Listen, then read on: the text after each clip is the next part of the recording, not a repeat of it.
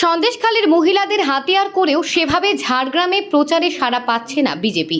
সন্দেশখালীর নির্যাতিতাদের এনে ঝাড়গ্রামে প্রচারে বিজেপির, যদিও সেই মহিলাদের একাংশ আবার বিজেপি হয়ে প্রচার লুকানোর আপ্রাণ চেষ্টা।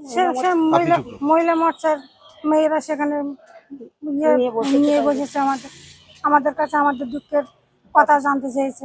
বেলপাহিতে তো কালকে লোক একদমই ছিল না, সেখানে কাদেরকে বললেন? মহিলাদের ছিল না, মানে প্রচুর মহিলা। আচ্ছা, সেখানে প্রচুর মহিলা, আমাদের কথা শোনার জন্য প্রচুর মহিলা সেখানে জড়ো হয়েছিল। আমাদের করুণ কাহিনী, আমাদের জীবনে আমাদের সঙ্গে যে অত্যাচার হয়েছে সেগুলো শোনার জন্য তারা। আমাদের যখন এই গন্ডগোলটা হয় সন্দেশে, মোদি বাবু আমাদের মাথায় হাত দিয়েছিল, তার জন্য নারী শক্তি ওই মহিলা মর্যাদা তাদেরকে পাঠিয়েছিলেন, তাদেরকে আশ্রয় দিয়ে আমরা একটু শান্তি পেয়েছি। তাই জন্য মোদির অনুমতিতে আমরা এই মহিলা মর্যাদা ঘুরে বেড়াচ্ছি। আপনার নাম? সন্ধ্যা মণ্ডল। নির্যাতিতা বলে সাজিয়ে এনে অপ্রচার অভিযোগ তৃণমূলের। সিপিএম এর তরফেও এই রকম সস্তার প্রচারের তীব্র নিন্দা করা হয়েছে। গত 2 তারিখ থেকে সন্দেশখালীর 5 মহিলাকে ঝাড়গ্রামে এনে প্রচার চালাচ্ছে বিজেপি মহিলা মোর্চা। নির্যাতিতা বলে দাবি করা মহিলারা আমরা ঠিকানা যাচাই করিনি, জানাচ্ছেন প্রধানমন্ত্রী নরেন্দ্র মোদীর হাত তাদের মাথায় আছে, তাই তারা বিজেপির হয়ে বিভিন্ন জায়গায় তাদের কথা বলছেন। যদিও বাকি মহিলারা বিজেপির হয়ে প্রচার বলতে চাইছেন না অজানা কারণে, অথচ পূর্ব মেদিনীপুরের মহিলা মোর্চার সাথে এসেছেন। বিজেপি পার্টি অফিসে তার সাথে বসে মিটিং করছেন, সে ছবি আমাদের ক্যামেরায় ধরা পড়েছে।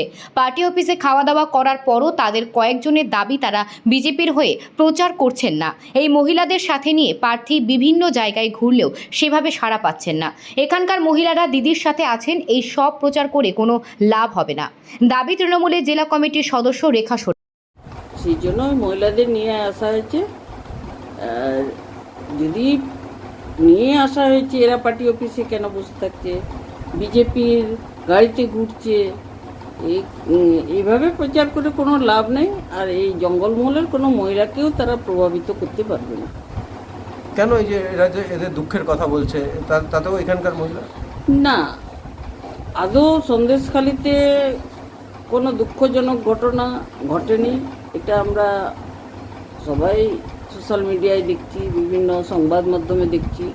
পুরোটাই সন্দেশখালীতে একটা সাজানো ঘটনা, নাটক। যত দিন যাচ্ছে আস্তে আস্তে তার বহিঃপ্রকাশ হচ্ছে, মানুষ বুঝতে পারছে কীভাবে বিজেপি সন্দেশখালীতে চক্রান্ত করেছিল, কীভাবে তৃণমূলকে ব্যাকফুটে নিয়ে যাওয়ার জন্য শুভেন্দু অধিকারী সন্দেশখালীতে একটা সাজানো নাটক তৈরি করেছিল। এটা মানুষ বুঝে গেছে, এটা দিয়ে আর কিছু হবে না।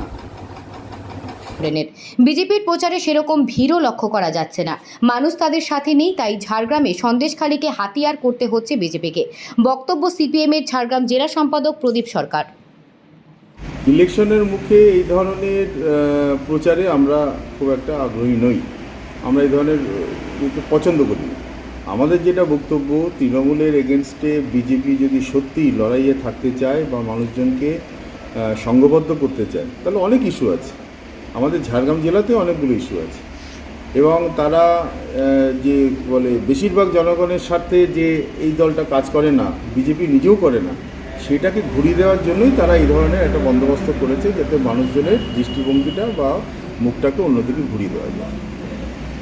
এই নির্যাতিতা মহিলা বলা হচ্ছে, তাদেরকেই আবার মানুষের সামনে এরকমভাবে নিয়ে আসা হচ্ছে, এই বিষয়টাকে আপনারা কিরকমভাবে দেখছেন? আপনাদেরও এটা তো একটা, আমাদের দেখুন প্রশাসন তো একটা আছে, দক্ষিণ সন্দেশখালীর নির্যাতিতা, হ্যাঁ অনেক সময় ক্যাম্পেইনের সাথে এটা করা হয়। ইলেকশনের মুখে যদি এর রেজাল্ট পেতে হয়, ওইখানে যে প্রশাসন আছে, দক্ষিণ 24 পরগনার যে প্রশাসন, সেখানেই বিষয়টা আরও বেশি করে নিয়ে যাওয়া দরকার।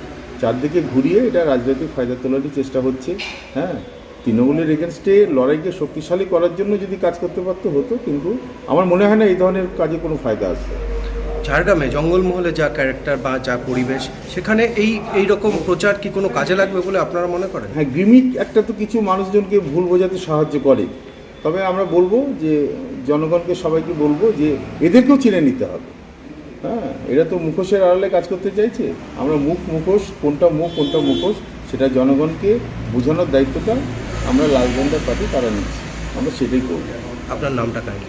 আমার নাম প্রদীপ কুমার সরকার, সম্পাদক, সিপিআইএম ঝাড়গ্রাম জেলা কমিটি।